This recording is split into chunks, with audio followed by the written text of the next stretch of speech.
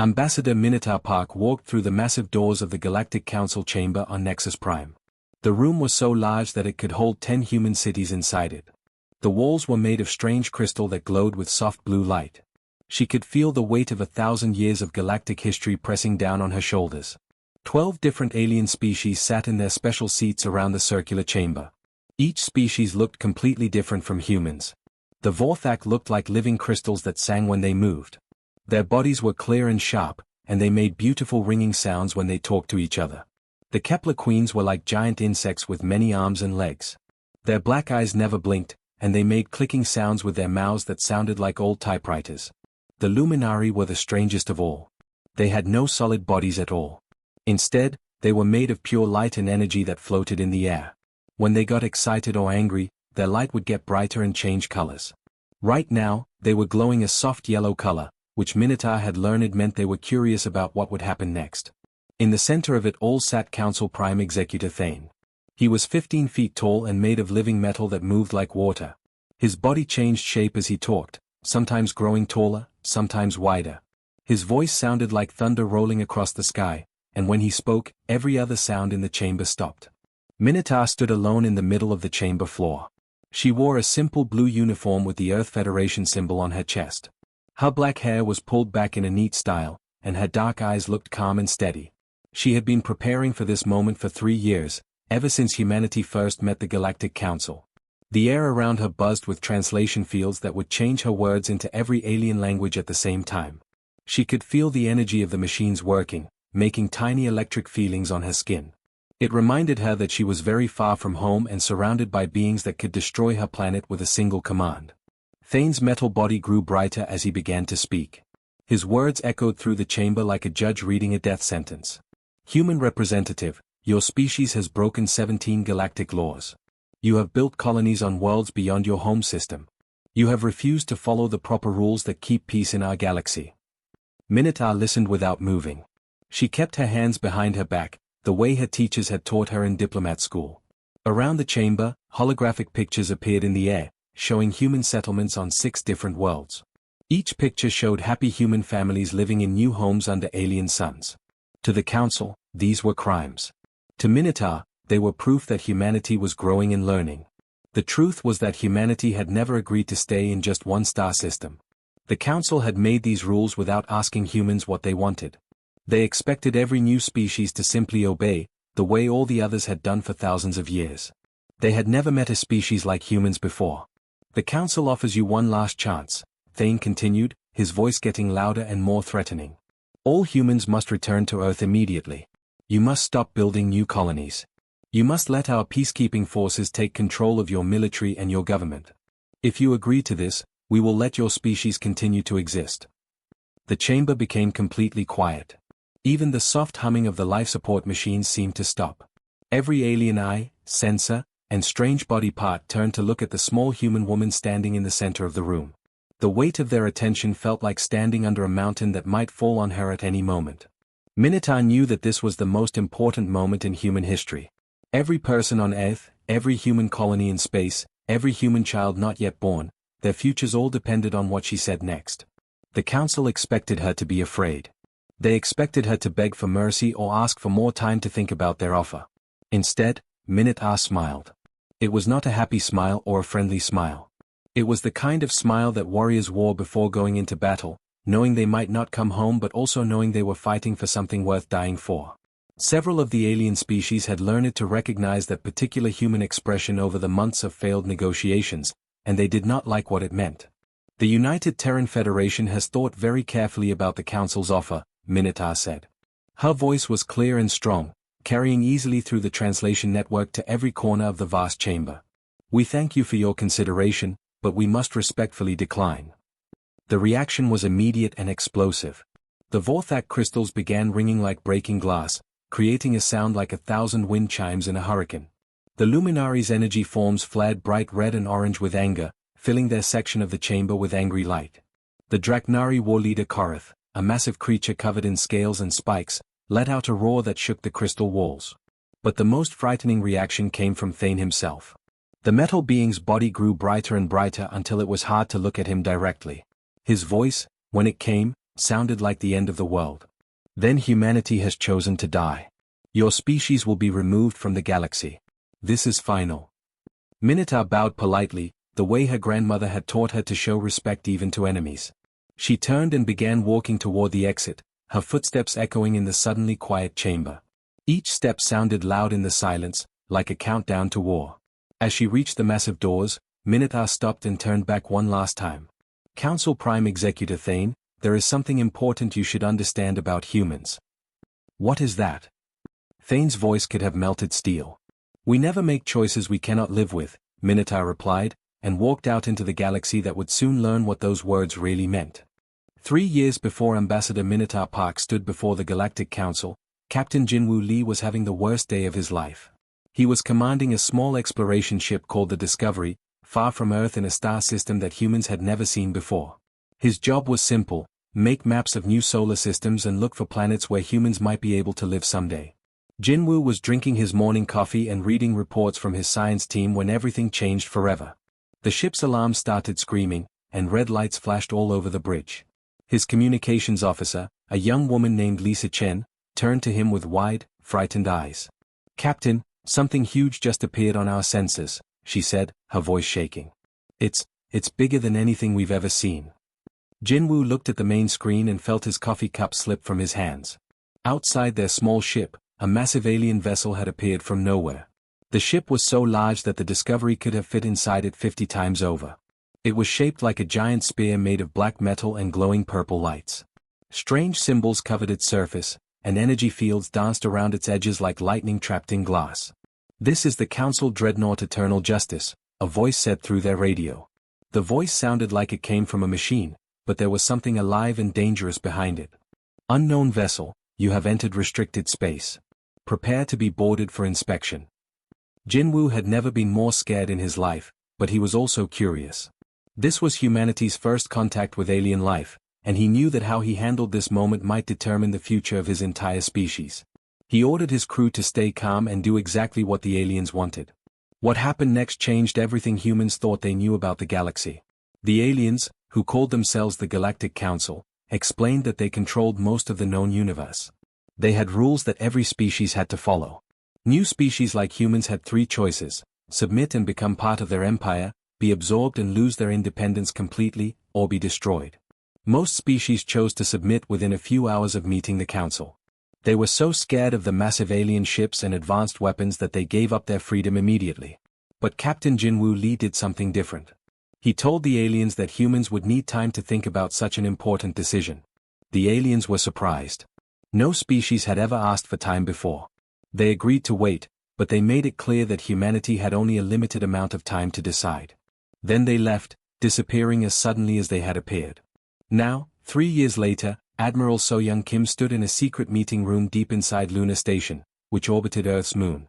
She was surrounded by the smartest military officers and scientists that humanity had ever produced. The walls were covered with holographic displays showing detailed information about every alien ship and weapon system that humans had encountered. Admiral Kim was a small woman with gray hair and sharp eyes that missed nothing.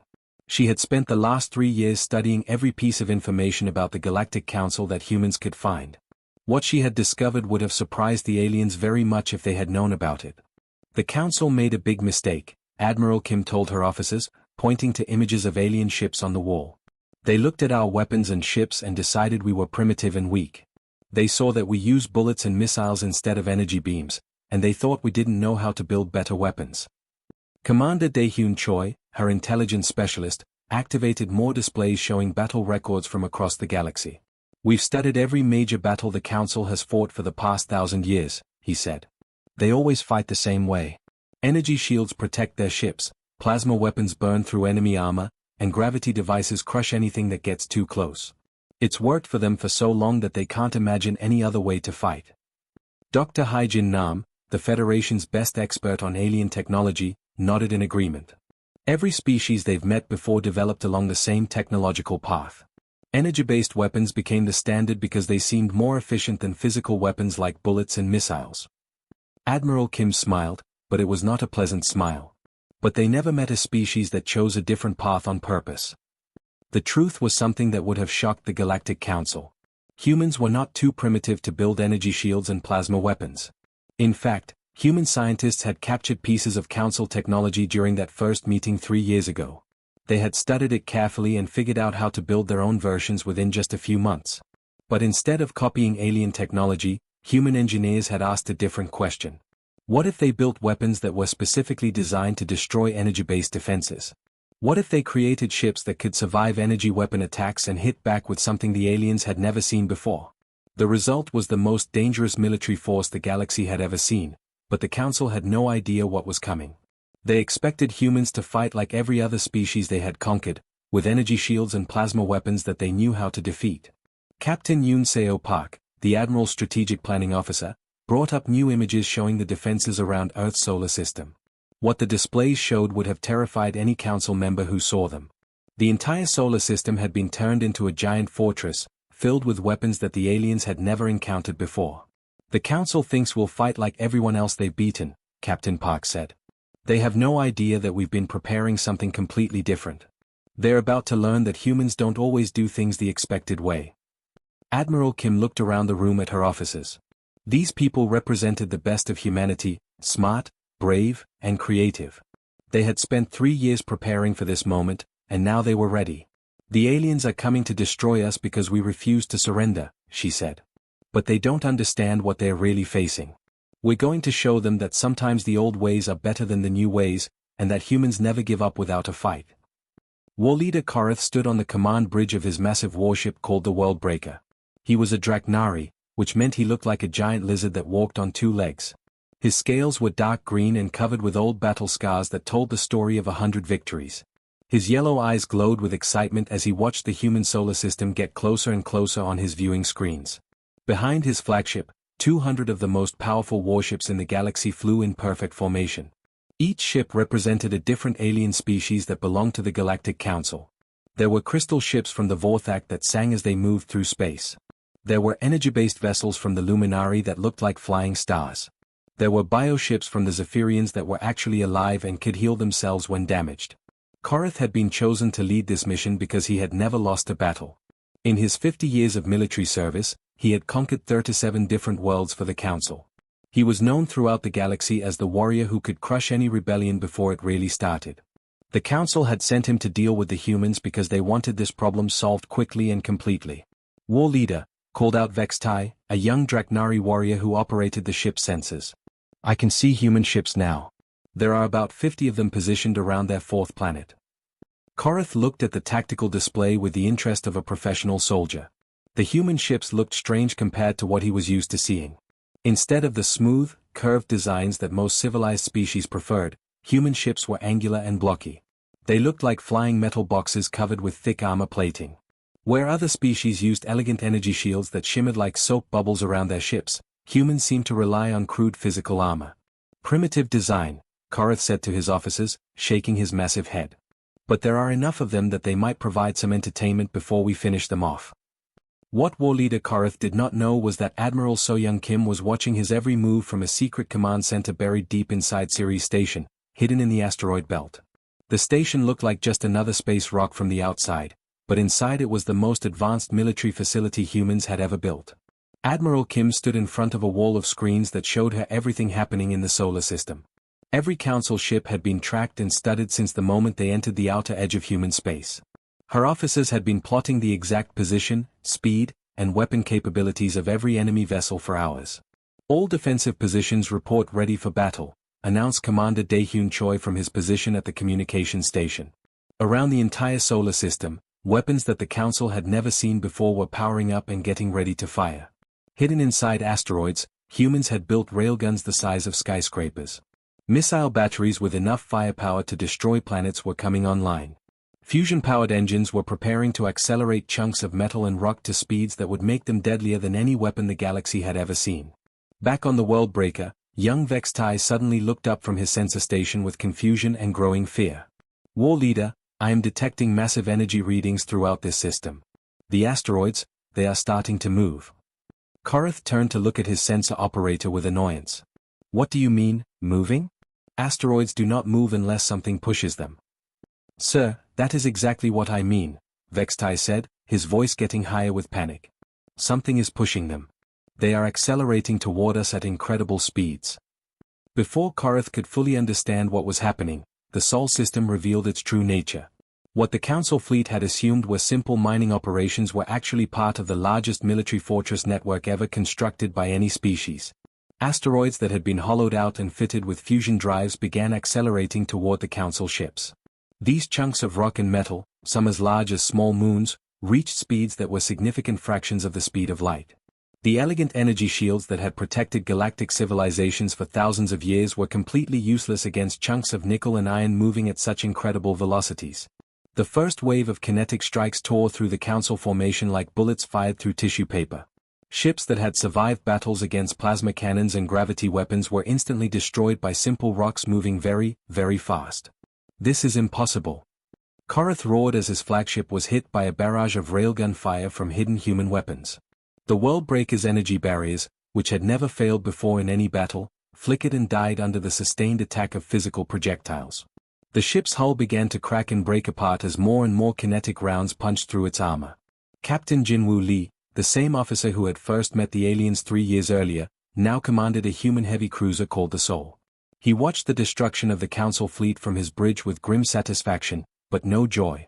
He took no pleasure in killing, even when killing enemies who had come to destroy his species.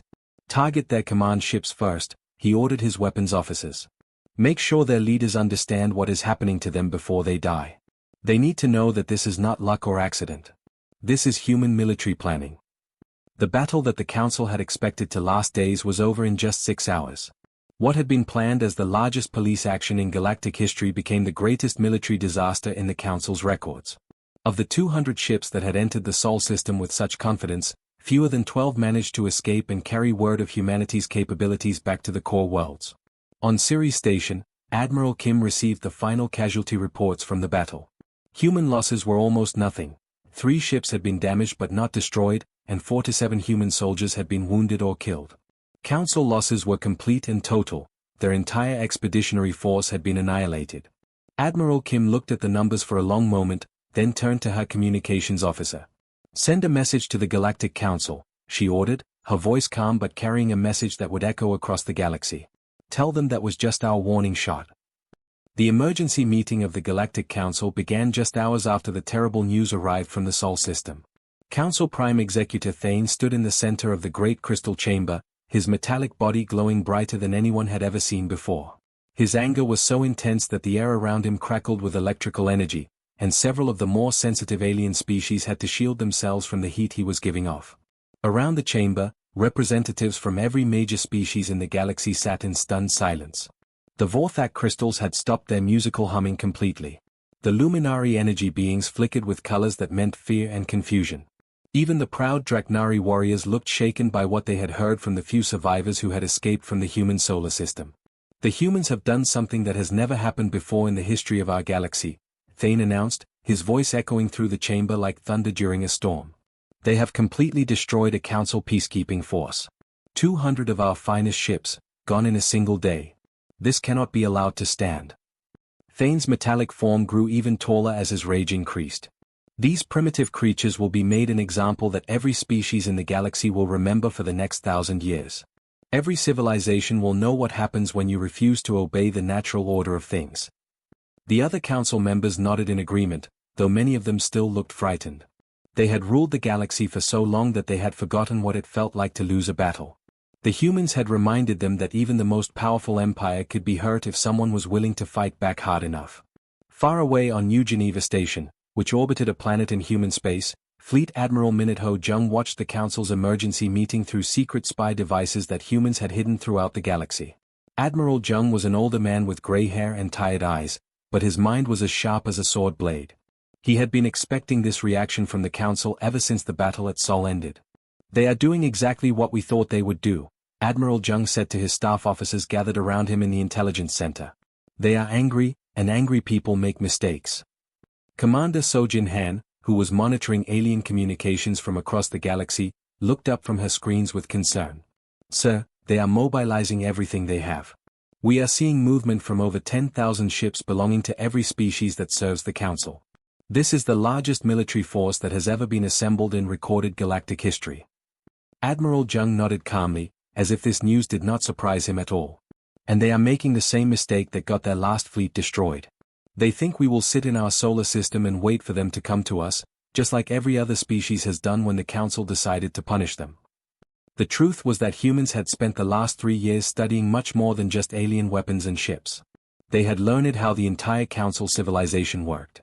While the alien species focused on building bigger and more powerful military fleets, humans had been studying things that seemed less important but were actually more critical: supply lines, communication networks, industrial centers, and all the boring but vital systems that kept a galactic empire running.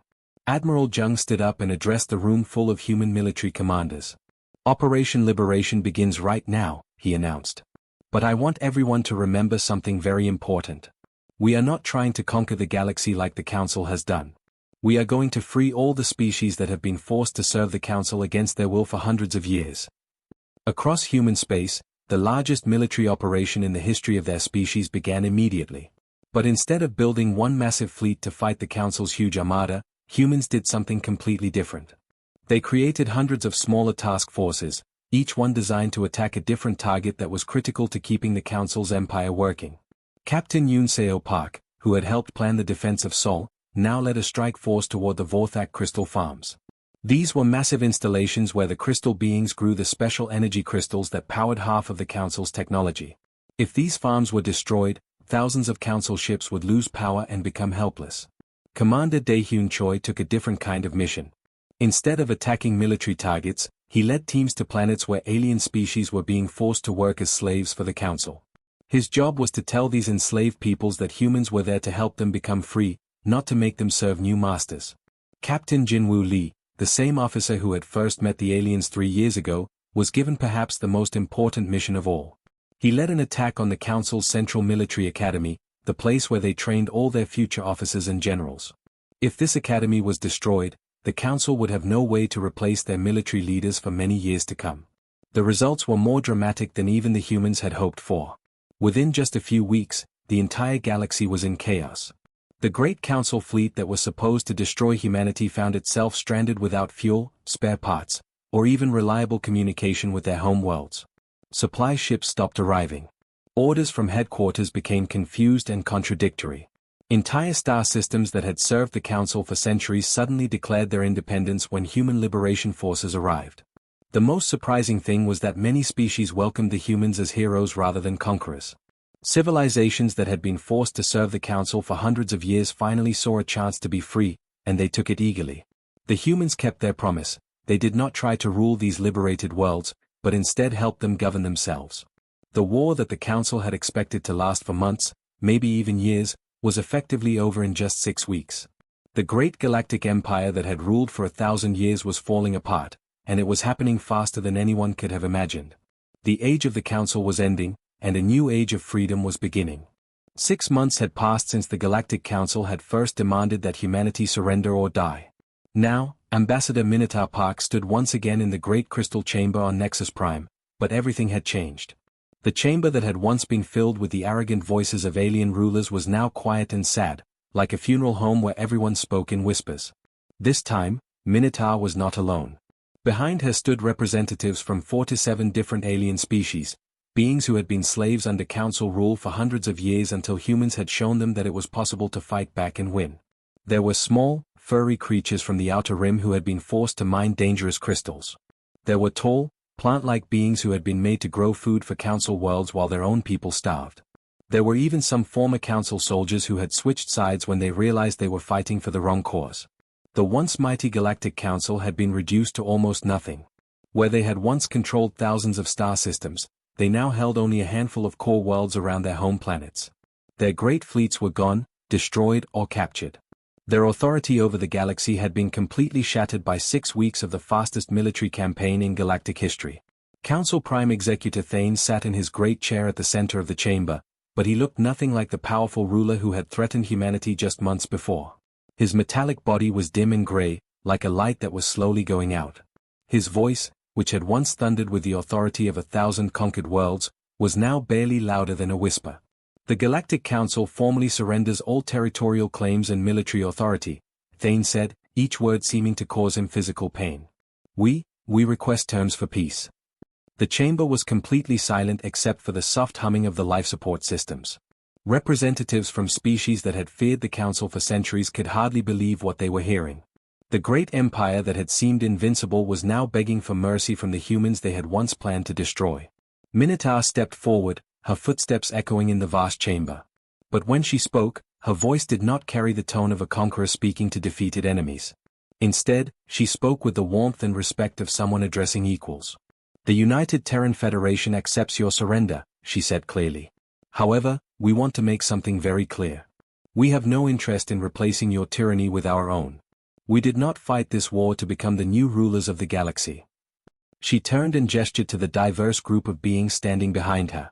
There were creatures of every imaginable shape, size, and color, some that breathed oxygen like humans, others that lived in methane atmospheres, some that were made of living crystal, and others that existed as pure energy. But despite their differences, they all shared one important thing: they were all free for the first time in their species' history. "These representatives and I propose something that has never existed before in galactic history," Minotaur continued. "We want to create the Galactic Commonwealth, a voluntary association of equals, where no species rules over another. Where disagreements are settled through negotiation and compromise, not through force and threats. Where every civilization has the right to determine its own destiny and live according to its own values." In the observation gallery above the main chamber floor, Admiral So-Young Kim watched as humanity's vision for the galaxy was formally presented to what remained of the old council. She had expected many things when this war began, but she had not expected this. Most species that won such a complete victory would have simply taken the council's place as the new galactic rulers. But humans were doing something different. They were trying to create a system where no one would ever have to rule over anyone else again. The proposal was unlike anything the galaxy had ever seen before. Instead of one powerful species controlling all the others, the Commonwealth would be a true democracy where every species had an equal voice. Decisions would be made by voting, not by the threat of military force. Trade would be free and voluntary. Scientific knowledge would be shared freely among all members. Most importantly, every species would have the right to leave the Commonwealth if they ever became unhappy with how it worked. Several months later, Dr. Haijin Nam stood on the observation deck of New Geneva Station, looking down at the central park that had been built in the station's main habitat section. What she saw there would have been impossible to imagine just a year before. Children from a dozen different species were playing together in the park, laughing and running around as if they had been friends their entire lives. Human children with dark hair and brown eyes chased after young Vorthak crystals that sang as they moved. Luminary energy beings, still learning to control their light forms, played hide-and-seek behind trees with small Draknari hatchlings who were already showing the fierce courage of their warrior race. Even some of the more unusual species were represented. Gaseous beings from the Cloud Nebula floated above the playground, while underground-dwelling creatures from the deep worlds had built tunnels in the park's sandbox. Dr. Nam smiled as she watched a human girl teach a young crystal being how to kick a soccer ball, while a Draknari child explained the rules of a traditional human game to a group of fascinated alien youngsters. These children did not see each other as aliens or strangers, they simply saw friends to play with and learn from. The age of the Galactic Council was over forever. In its place, humanity had helped build something that had never existed before in the galaxy's long history, a civilization where diversity was seen as strength rather than weakness, where cooperation replaced domination, and where the simple human concept of freedom had become the foundation of interstellar society. The Council had begged for peace on their terms, and humanity had declined their offer. Instead, they had built something much better, a galaxy where peace came not from the fear of punishment, but from the joy of working together toward a better future for everyone.